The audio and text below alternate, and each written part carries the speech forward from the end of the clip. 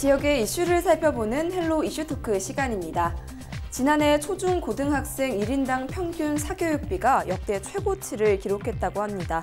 그런데 전라남도의 사교육비 지출은 서울과 2.5배 차이로 줄었다고 하는데요. 전남도의회 교육위원회 의원 이혁재 교육위원회 의원 그리고 최현주 교육위원회 의원 모시고 자세한 이야기 나눠보겠습니다. 안녕하십니까?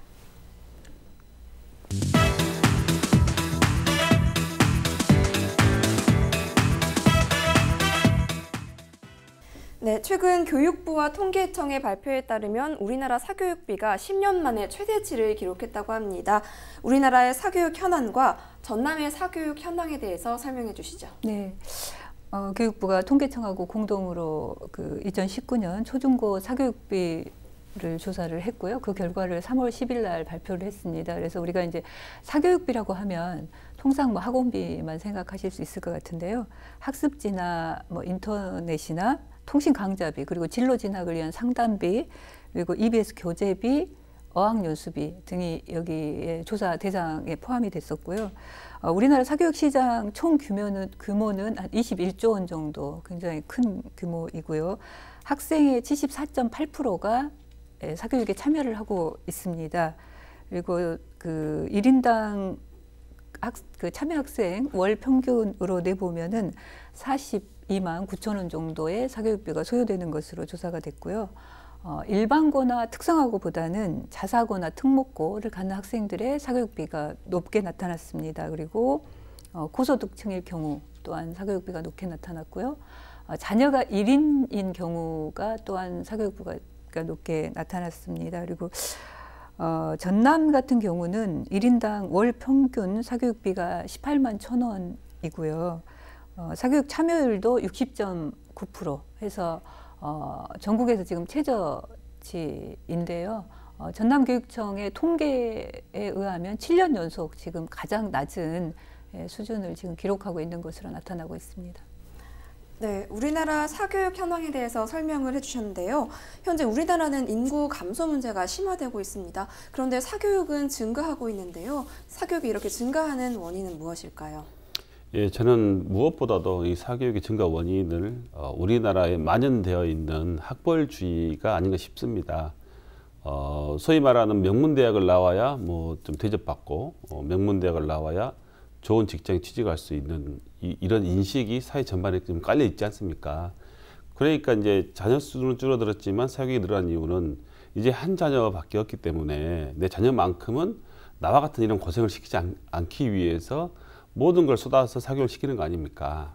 그런데 이제 이런 자녀들에 대한 학습 욕구를 공교육에서 다 소화해 주면 좋을 것 같은데 공교육에 대한 또 불신이 또 이어지고 있고 이렇다 보니까 계속해서 사교육은 증가하고 있고 정말로 안타깝지만 우리나라의 학벌주의가 빨리 폐지돼야 될 것 같아요. 그래서 대통령 선거 때만 되면 나온 공약 중에 하나가 서울대학교 폐지론이 나옵니다. 이 서울대학교가 없어져야 우리나라의 사교육도 없어진다라는 이런 아주 극단적인 주장을 하신 분도 계실 정도로 우리나라의 학벌주의가 만연되어 있다. 이게 가장 큰 원인이라고 저는 생각합니다. 예.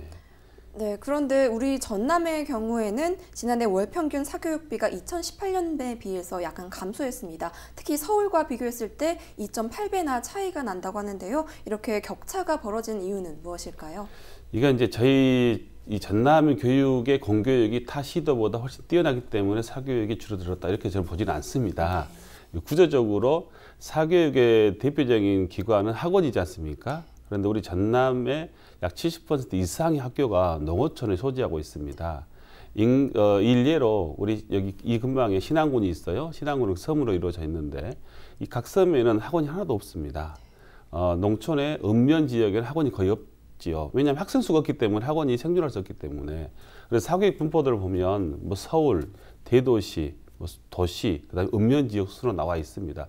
그렇기 때문에 저희는 이제 전남이 사교육이 낮다는 것은 그만큼 사교육 시장이 전남에 형성이 안 돼 있다. 저는 이렇게 보고 있습니다. 예. 네, 최 의원님의 생각은 어떠신가요? 네, 저희가 이제 2018년하고 19년 대비했을 때는 전국적으로 지금 증가 추세입니다. 근데 이제 두 군데가 지금 낮게 나타나고 있는데요. 충북이 0.6% 정도 감소했고요. 전남이 4.8% 정도 감소했다라고 지금 통계가 나오고 있습니다. 그래서 지금 사교육하고 그 밀접하게 사교육의 증가와 그 부모의 소득이 굉장히 밀접하게 관계가 있는 것인데요. 저희가 이제 이걸 단기적으로 분석할 수는 없고요. 장기적으로 분석을 해봤을 때 2017년과 2019년을 대비했을 때 200만 원 미만인 부모가 그런 소득일 경우는 오히려 사교육비가 3분의 1 수준으로 지금 감소했고요. 그다음에 700만 원 이상인 고소득인 경우에는 4배 정도가 증가한. 그래서 말씀하셨는데 이혁재 의원님도 말씀하셨는데 이게 그 전남의 저는 특성에 좀 기인한다라고 생각합니다. 그래서 주로는 이제 농어촌, 섬지역 이런 데가 많이 있기 때문에 부모 소득 자체가 좀 높기가 좀 어려운 상황이고요. 그다음에 우리가 이제 사교육 참여율이나 사교육비를 봤을 때 높은 순위로 보면 그 서울, 그다음에 중소도시, 읍면지역, 중소도시, 광역시, 읍면지역 이렇게 지금 나타나고 있거든요. 그래서 이런 것 또한 저는 그 같이 좀 반영이 됐을 것 같고요. 방과 후 참여율도 전국이 평균 48.4%입니다. 근데 전남은 지금 69.7%로 나타나고 있거든요. 그래서 이거는 군 단위 같은 경우는 군 소재지에 주로 학원이 있습니다. 그래서 거기에 살지 않는 학생들 같은 경우는 지역아동센터라든가 학교 방과 후를 이용할 수밖에 없는 이러한 현실이 같이 좀 반영이 됐을 것 같고요. 그다음에 이제 저희가 학원비나 뭐 교수비 심의위원회나 조정위원회를 합니다. 그래서 뭐 서울과 그다음에 지역은 학원비나 뭐 여러 가지에서 좀 편차가 존재하기 때문에 그러한 것이 좀 종합적으로 반영되면서 이런 결과가 나왔다라고 생각합니다. 네, 소득과 지역차, 편차가 있어서 발생하게 됐다 이렇게 말씀해 주셨는데요. 그런데 사교육이 증가하게 되면은 교육 현장에서 문제점들이 발생하게 될 것 같습니다. 그에 대한 해결 방안은 무엇인지 설명 부탁드립니다. 네, 이제 닭이 먼저인지 달걀이 먼저인지 모르겠어요. 그러니까 사교육이 발달해서 공교육이 멀어졌는지 아니면 공교육이 붕괴됐기 때문에 사교육이 의존하는지는 좀 어떤 게 먼저인지는 잘 모르겠지만 아무튼 사교육으로 인해서 공교육에 불신이 있는 건 사실입니다. 그러니까 지금 그 전에 그 대학 입시 같은 경우가 거의 지필고사 위주였어요. 그러니까 문제풀이 중심이지 않습니까? 그러면 학교에서는 다양한 어떤 공부를 가르칩니다. 단순히 학습뿐만 아니라 인성교육이라든지 아니면 체험활동이라든지 이런 걸 가르치고 있는데 학원에서는 단순히 문제풀이 중심으로만 계속 할 수 있지 않습니까? 집중할 수 있기 때문에 그래서 학원이나 사교육을 한다면 오히려 지필고사에 강하다는 이런 이론이 성립이 되지요. 그래서 이런 사교육을 없애기 위해서 줄이기 위해서 없앤다기보다는 줄이기 위해서 대학 입시를 과감히 바꾼 게 바로 2008년도에 도입된 입학사정관제입니다. 입학사정관제가 지금은 학생부 종합전형이라는 이름으로 변경이 되어서 시행되고 있는데요. 이 학생부 종합전형의 취지는 이제는 단순한 한 번의 시험, 수능 시험으로 학생을 평가한 게 아니라 이 학생이 학교를 다니는 중간중간 과정을 관찰하고 이것을 학교생활기록부에 기록해서 이 학교생활기록부를 보고 입학사정관들이 학생을 선발하는 정말 취지가 참 좋은 제도입니다.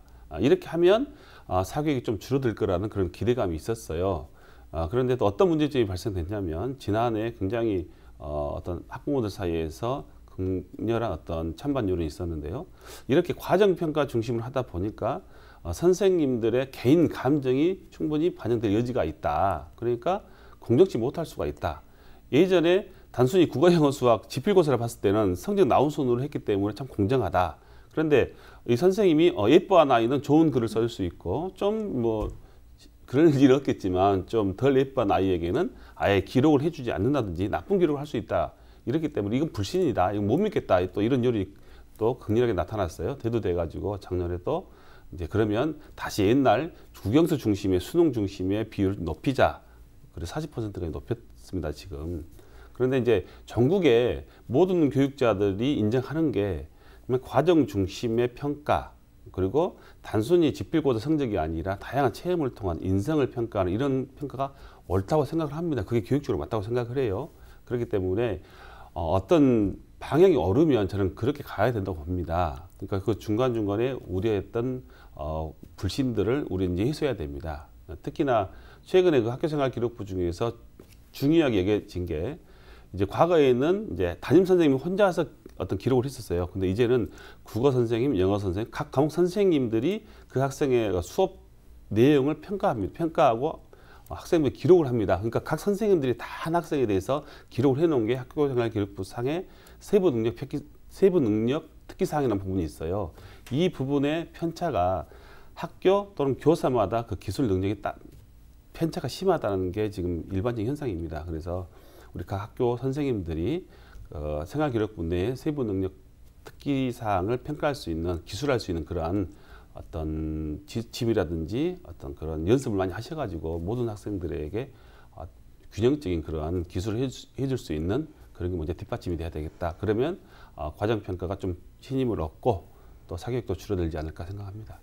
그런데 한편으로 맞벌이 부부에게 사교육은요, 어떻게 보면 보육의 성격이지 않나라는 목소리도 들립니다. 이에 대해서는 어떻게 생각하시나요? 네, 이제 이 문제도 이번 그 통계를 보면 정확하게 좀 드러나고 있습니다. 그래서 초등학교 같은 경우는 중고등학교에 비해서는 뭐 예체능이나 교양 관련된 사교육 비율이 훨씬 높고요. 1인당으로 봤을 때도 사교육비가 훨씬 더 높게 나타납니다. 그래서 그 이유는 실은 교육이나 뭐 수업, 아이들 선행학습 이런 것보다는 보육의 측면이 좀 강화되어 있는 거거든요. 그래서 이것이 또한 지속적으로 증가하고 있습니다. 저도 이제 학기 초가 되면 가장 큰 민원이 그 학교 돌봄 관련된 거거든요. 그래서 젊은 층 맞벌이 부부들이 살고 있는 그 대규모 아파트 단지에 있는 학교 같은 경우는 돌봄 수요를 거의 학교에서 채울 수가 없습니다. 그래서 이제 우리가 돌봄 교실을 운영하는 본원적인 목적은 실은 맞벌이 부부들을 위해서 이걸 시행을 교육부에서 하게 됐거든요. 근데 순위로 보면 저소득층 한부모, 그다음에 맞벌이가 3순위다 보니 이렇게 이제 맞벌이 부모들이 많은 학교 같은 경우는 2학년, 저희가 이제 1, 2학년 돌봄을 하거든요. 근데 2학년 같은 경우는 그 돌봄 학교에 아예 들어갈 생각을 못 하는, 그러면서 이제 이 민원이 계속적으로 좀 저도 발생이 되다 보니까 고민을 되게 많이 했었고요.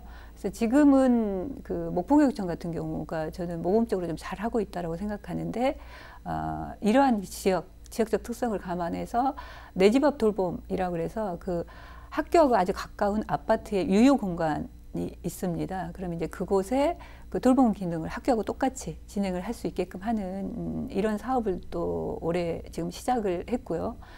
그다음에 우리가 이제 학교가 도대체 어떠한 기능을 가지고 있냐. 그래서 교육하는 기능만 있어야 된다라고 많이들 얘기하세요. 근데 여러 가지 기능이 들어가다 보니까 그래서 보육은 지자체로 좀 나가야 된다라고 말씀하시는데, 저는 이제 이것이 약간 모순이 발생될 수밖에 없는 것은 지자체 또한 이제 공동으로 같이 준비를 하고 있어야 되는데, 이거 교육청 입장과 지자체 입장의 차이가 좀 있을 수 있거든요. 이 과정에서 학부모님들과 학생들이 굉장히 그 안정적인 보육이나 교육에서 좀 소외될 수 있는 이런 가능성이 있기 때문에 저는 이 문제는 좀 장기적으로 교육청하고 지자체하고 또 관련된 마을교육 공동체 기관들이 많이 있습니다. 그래서 여기가 협력해서 좀 함께 해결을 해야 된다라는 말씀 드리고 싶습니다. 네. 네, 알겠습니다. 앞서 위원님께서 말씀해 주셨듯이 아무래도 사교육이 국영수 주요 과목을 위주로 발생하고 있습니다. 아무래도 대학 입시 때문인 것 같은데요. 그런데 전남의 수능 성적은 전국 최하위권에서 벗어나지 못하고 있습니다. 이에 대해서는 어떻게 생각하고 계신가요? 네, 이제 전남 수능 성적은 뭐 계속해서 이제 보도되었지만은 거의 뭐 매년 전국 최하위 수준입니다. 거의 꼴찌 수준인데요. 이 수능이란 시험 자체는 이제 국어, 영어, 수학, 그다음에 과탐, 사탐 중심이지 않습니까? 그런데 이 단순히 고등학교에 고3 때 얼마나 열심히 공부를 했냐에 따라 달라질 게 아니라 최근에 유치원 때부터 뭐 초, 중, 고로 이어지는 학습량, 또 얼마만큼 또 사교육에 많이 노출됐냐에 따라서 수능 성적은 충분히 좌지우지 됩니다. 그게 통계로 나와 있습니다. 특히 수능 성적의 상위권 학생들은 대부분이 대도시 아이들, 또는 최근에는 그 N수생이라고 그래서요, 재수 삼수한 학생이 굉장히 많습니다. 이 학생들은 이제 일단 대학 입시에서 수시 같은 데서 실패를 하고 이제 정시를 도전하는데요. 정시가 결국 수능 시험이기 때문에 거의 기숙학원에서, 대도시권에 있는 기숙학원에서 살다시피 하면서 수능 공부만 합니다. 이렇게 하니까 우리 전남 같은 경우는 아까도 말씀드렸지만 농어촌 학교가 70% 이상이 농어촌 학교고, 농어촌 학교는 사교육에 거의 접근할 수 없는 현실이고, 이런 과정이 계속 반복되다 보니까 이제 수능 성적에서는 이제 굉장히 최하위이다. 그리고 또 구체적으로 두 번째가 어떤 문제가 있냐면 지금 대학 입시가 수시와 수능으로 나눠져 있어요. 정시로. 그런데 우리 전남 학생들은 거의 90% 이상이 수시로 진학을 합니다. 그 이유는 수능으로 안 되기 때문에 수시로 진학을 하는 겁니다. 사실은. 그러니까 수능으로 안 되기 때문에 아예 수능시험 자체를 포기하는 학생이 굉장히 많습니다. 오로지 학교 내신 성적과 또 학교 생활 중심으로 하고 있거든요. 그래서 안타까운 것은 이러한 전남 학생에게 유리한 수시 비율이 좀 줄어들고 앞으로 좀 불리한 정시, 수능 시험 확대가 예고돼 있기 때문에 전남 학교 입장에서 굉장히 힘들 겁니다만 그래서 최근 유은혜 교육부 장관이 발표한 것 중에 하나가 눈여겨볼 게 앞으로 기회균등 전형 그러니까 오로지 경쟁만이 아닌 지역적인 아니면 소득적인 부분을 감안해서 기회균등 전형을 최소한 10% 이상 의무적으로 하겠다는 걸 발표를 했어요. 저는 상당히 바람직한 현상이라고 봅니다. 그래서 농어촌 전형이라든지 뭐 장애인 전형이라든지 다문화 전형이라든지 이러한 어떤 뭐 대도시 학생들, 소득 상위 학생들에 비해서 이미 출발 자체가 떨어져 있는 학생들을 위한 계층들을 위한 그런 다양한 대학 입학 전형을 더 늘려야 된다. 이러면 좀 수능 성적에 따른 어떤 차이를 극복할 수 있지 않을까 이런 생각을 합니다. 네. 그럼 더 이어서 마지막으로 사교육 그리고 더불어서 공교육과 관련해서 남은 과제는 무엇이라고 생각하시나요? 네, 뭐 지금까지도 사교육을 굉장히 부정적으로 보는 시각이 우리 사회에 존재하고 있습니다. 그런데 이제 저는 사교육은 이제 필요악이라고 그러면 좀 그럴 사교육에 종사하신 분들이 어떻게 생각할지 모르지만은 이제는 너무나 많은 사람들이 사교육에 종사를 하고 있습니다. 그리고 아까 최현주 의원님이 서두에 말씀하셨지만 21조 정도의 사교육 시장 규모라고 했어요. 그러면 아마 이 시청을 하고 계신 가족들 중에서도 한두 명 정도는 사교육에 종사를 하고 있을 겁니다. 그래서 이제는 사교육을 너무 부정적인 시각으로 없애야 될 존재로 저는 벗어나 안 된다고 봅니다. 우리 공교육과 사교육의 균형을 맞추는데 그래도 주는 공교육이 되고 공교육에서 특히 공교육에서 전반적인 보편적인 교육을 하되 그 학생 개인 다 특성을 맞춰줄 수는 없지 않습니까? 이런 모자란 부분들을 사교육에서 보완한다면 우리나라 교육이 더욱 발달하지 않을까 저는 이렇게 생각합니다. 네. 네, 그렇다면 최현주 의원님의 의견도 궁금합니다. 네, 최근에 그 생각우체국이라고요. 대학에 입학한 학생들이 그 발표한 게 몇 가지 있습니다. 왜냐하면 지금 학교를 못 가기 때문에 그래서 발표를 했었는데 본인들이 고등학교까지 다니면서 문제의식을 가졌던 몇 가지에 대한 건데요. 대학 이게 이제 아까 저도 서두에서 말씀드렸습니다만 교육의 목표가 도대체 뭐냐, 대학을 가기 위한 교육이냐라는 거, 그리고 우리가 현재 그 평가 방식이 굉장히 편협하다. 그래서 시험을 보다 보면 이건 문제를 낼 때 틀리게끔 하려고 이거 문제를 내는 거 아니냐라는 의구심이 들 정도의 평가 방식이 우리나라에 좀 존재한다라는 것이고요. 우리가 교육 주체를 가장 여기에서 이제 핵심은 교육 주체를 3주체라고 얘기한다. 학부모, 교사, 학생. 근데 우리가 입시 제도를 포함해서 교육 제도가 정책이 많이 바뀝니다. 근데 그 과정에서 단 한 번도 학생들의 의견을 들어주지 않는다는 거거든요. 그래서 이 교육은 도대체 누구를 위해 존재하는가에 대한 근본적인 저는 문제의식을 좀 던졌다라고 생각하고요. 지금 시기가 지금 총선의 시기이기 때문에 저는 정치권이나 교육당국에서 이러한 학생들의 목소리에 좀 귀담아 들을 필요가 있다라고 생각합니다. 그래서 저는 공교육 정상화에 있어서 저희가 놓치지 않아야 될 가장 중요한 문제는 이러한 학생들의 목소리를 우리는 학교 현장과 학교 교육이 어떻게 담을 건지에 대한 이러한 성찰이 지금 시기에 좀 필요하다라고 말씀드리고 싶습니다. 네. 네, 오늘 두 분과 함께 사교육 그리고 공교육의 현황과 함께 나아가야 할 방향에 대해서도 살펴봤습니다. 그럼 오늘 이야기 여기까지 마무리 짓도록 하겠습니다. 고맙습니다.